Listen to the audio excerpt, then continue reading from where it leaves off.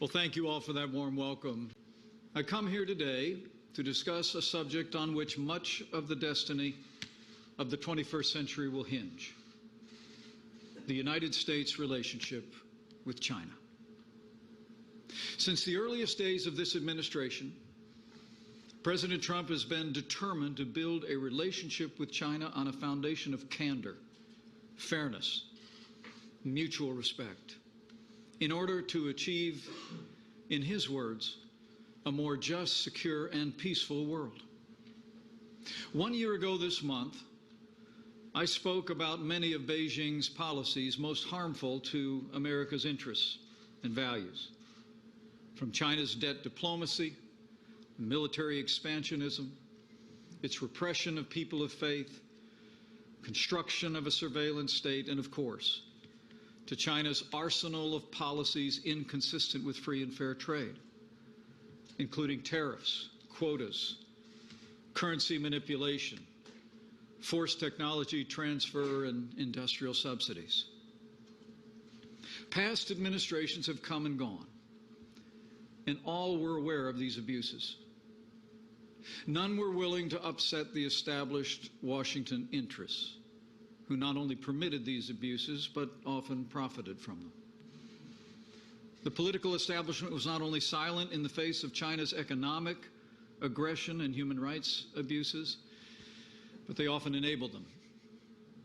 As each year passed, as each factory closed in the heartland of America, as each new skyscraper went up in Beijing, American workers grew only more disheartened, and China grew only more emboldened. In less than 2 short decades, we've seen, as President Trump has said, the greatest transfer of wealth in the history of the world. Over the past 17 years, China's GDP has grown by more than 9-fold. It has become the second largest economy in the world. Much of this success was driven by American investment in China. Beijing's actions have contributed to the United States trade deficit with China that last year ran to more than $400 billion, nearly half of our global trade deficit. As President Trump has said many times, we rebuilt China over the past 25 years. No truer words were spoken, but those days are over. As history will surely note, in less than 3 years, President Donald Trump has changed that narrative forever. No longer will America and its leaders hope that economic engagement alone will transform Communist China's authoritarian state into a free and open society that respects private property, the rule of law, and international rules of commerce. Instead, as the President's 2017 National Security Strategy articulated, the United States now recognizes China as a strategic and economic rival. And I can attest firsthand, a strong majority of the American people, in the city and on the farm, are behind President Trump's clear-eyed vision of the U.S.-China relationship. And the President's stand also enjoys broad bipartisan support in the Congress as well. Over the past year, with that support, President Trump has taken bold and decisive action to correct the failed policies of the past, to strengthen America, to hold Beijing accountable, and to set our relationship on a more fair, stable, and constructive course for the good of both our nations and the world. When our administration took office, China was on track to become the largest economy in the world. Experts predicted that China's economy would surpass the United States economy in just a few short years. But thanks to the bold economic agenda advanced by President Trump, all that has changed. From early on in this administration, this president signed the largest tax cuts and tax reform in American history. We lowered the American corporate tax rate to mirror other corporate rates around the world. We rolled back federal regulation at record levels. We unleashed American energy, And President Trump has stood strong for free and fair trade. The result? America has the strongest economy in the history of the world.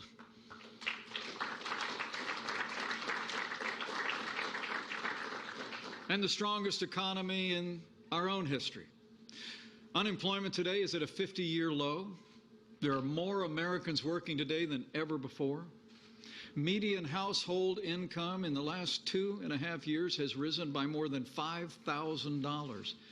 And that doesn't even account for the savings from the president's tax cuts or energy reforms for working families. Because of the president's policies, America has added trillions of dollars of wealth to our economy, while China's economy continues to fall behind.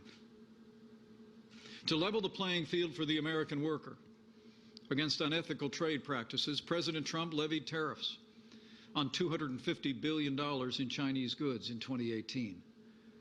And earlier this year, the president announced we would place tariffs on another $300 billion of Chinese goods if significant issues in our trading relationship were not resolved by December of this year.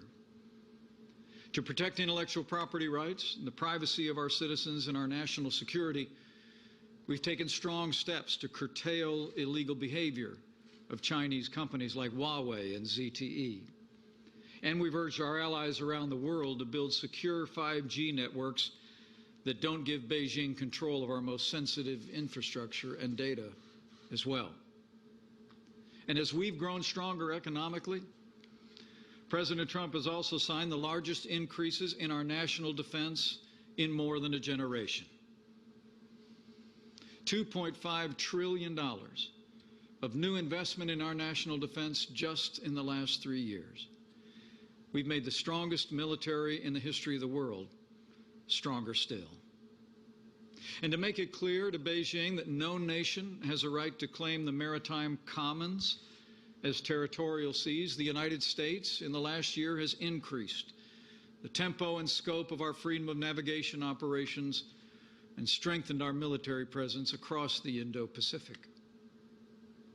To uphold the values of freedom-loving people every year, we've also called out the Chinese Communist Party for suppressing freedom of religion of the Chinese people. Millions of ethnic and religious minorities in China are struggling against the party's efforts to eradicate their religious and cultural identities. The Communist Party in China has arrested Christian pastors, banned the sale of Bibles, demolished churches, and imprisoned more than 1 million Muslim Uyghurs. We've held Beijing accountable for its treatment of Muslim minorities in Xinjiang when just last month President Trump imposed visa restrictions on Chinese Communist Party officials as well as sanctions on 20 Chinese public security bureaus and 8 Chinese companies for their complicity in the persecution of Uyghurs and other Chinese Muslims.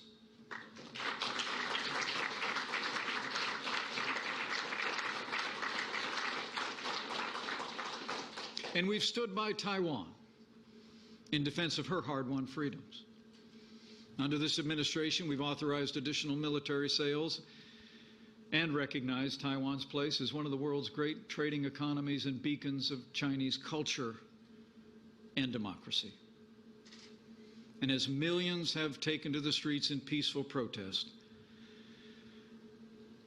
we've spoken out on behalf of the people of Hong Kong.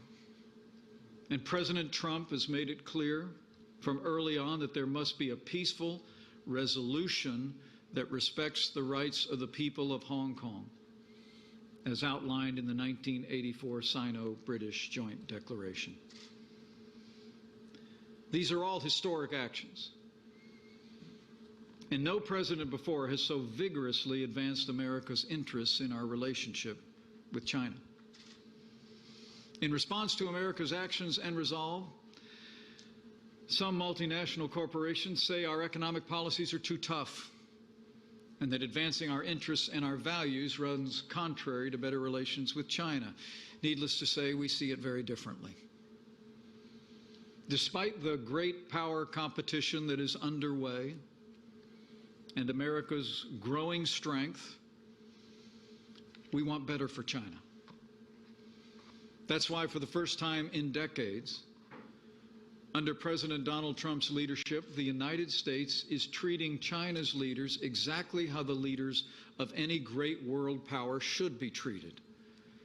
With respect, yes, but also with consistency and candor. And in that spirit of candor, I must tell you that in the years since my Hudson speech, Beijing has still not taken significant action to improve our economic relationship. And on many other issues we raised, Beijing's behavior has become even more aggressive and destabilizing. On the trade front this past May, after months of painstaking negotiations, resulted in mutual agreement on many key matters, at the last moment, China backed away from a 150-page agreement, sending both sides back to square one.